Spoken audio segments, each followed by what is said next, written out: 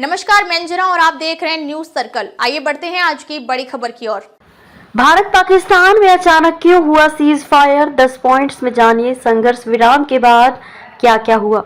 जम्मू कश्मीर के पहलगांव में 22 अप्रैल को हुए घातक आतंकवादी हमले के बाद सीमा पर भारत और पाकिस्तान के बीच तनाव अपने चरम पर था और इस बीच दोनों देशों ने शनिवार को तत्काल संघर्ष विराम पर सहमति व्यक्त की। अमेरिकी राष्ट्रपति डोनाल्ड ट्रंप ने ट्वीट कर बताया कि ये सफलता तब मिली जब 2 दिनों तक लगातार दोनों देशों के नेताओं से गहन बातचीत की गई।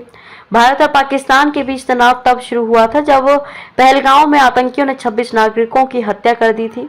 जवाबी कार्रवाई में भारत ने 7 मई को ऑपरेशन सिंदूर शुरू किया, जिसके तहत पाकिस्तान और पाकिस्तान के कब्जे वाले कश्मीर में स्थित 9 आतंकी ठिकानों पर सटीक हमले किए गए। इसके बाद पाकिस्तान ने जम्मू कश्मीर, पंजाब, राजस्थान और गुजरात के इलाकों को निशाना बनाकर ड्रोन हमले किए थे। इन हमलों को भारतीय डिफेंस सिस्टम ने रोक दिया था, लेकिन इन हमलों की वजह से भारत और पाकिस्तान के बीच तनाव और भी ज्यादा बढ़ गया था। बढ़ती चिंता के बीच अमेरिका ने तनाव को कम करने में महत्वपूर्ण भूमिका निभाई। अमेरिकी विदेश मंत्री मार्को रूबियो ने कहा कि उन्होंने और उपराष्ट्रपति जेडी वेंस ने दोनों देशों के वरिष्ठ अधिकारियों के साथ चर्चा की।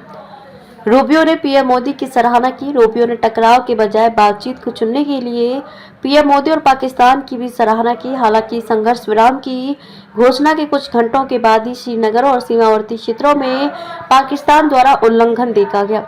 आइए जानते हैं सीज फायर के बाद क्या क्या हुआ। संघर्ष विराम समझौते के कुछ ही घंटों बाद जम्मू कश्मीर के मुख्यमंत्री उमर अब्दुल्ला ने संघर्ष विराम समझौते पर सवाल उठाए, क्योंकि शनिवार शाम श्रीनगर में जोरदार धमाकों की आवाजें गूंज उठी। अब्दुल्ला ने एक्स पर लिखा, संघर्ष विराम को आखिर क्या हो गया। श्रीनगर में धमाकों की आवाजें सुनी गई, ये कोई संघर्ष विराम नहीं है। श्रीनगर के बीच में हवाई रक्षा इकाइयों ने अचानक गोलीबारी शुरू कर दी।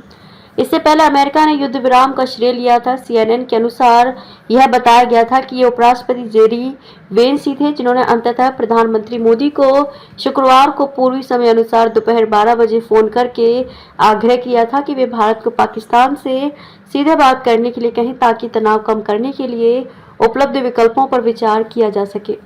CNN के अनुसार अधिकारियों ने कहा कि वेंस ने सबसे पहले खुफिया जानकारी ट्रंप को दी और फिर पीएम मोदी को फोन करके बताया कि अमेरिका का मानना है कि अगर सप्ताह के अंत तक में दोनों देश शांत नहीं हुए तो तनाव बढ़ने की बहुत अधिक संभावना है। शनिवार शाम को भारत के सीमावर्ती राज्यों में सायरन बजने लगे और धमाके गूंजने लगे, क्योंकि पाकिस्तान ने एक बार फिर भारतीय वायु क्षेत्र में ड्रोन लॉन्च किए। श्रीनगर में जोरदार धमाके की खबर मिली, जबकि उधमपुर और जम्मू क्षेत्र के अन्य हिस्सों में हवाई हमले के सायरन बजने लगे। जम्मू कश्मीर, पंजाब और राजस्थान के कई इलाकों में एहतियात के तौर पर ब्लैकआउट लागू कर दिया गया था, क्योंकि रात में उकसावे की लगातार हो रही घटनाओं में एक और पाकिस्तानी ड्रोन घुसपैठ की बात सामने आई थी।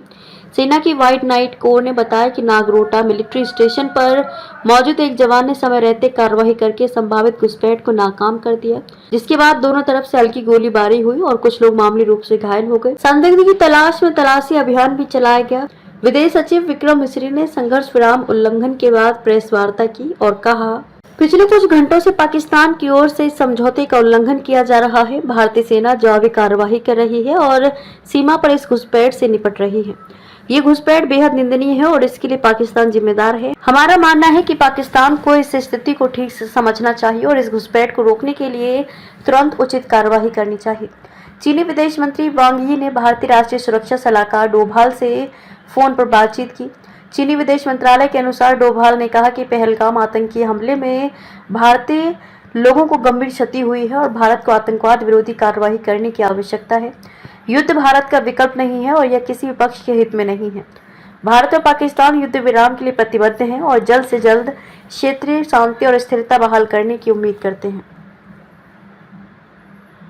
अब तक के लिए बस इतना ही। फिर मिलते हैं एक ऐसी ही बड़ी खबर के साथ। तब तक के लिए नमस्कार और देखते रहिए न्यूज सर्कल।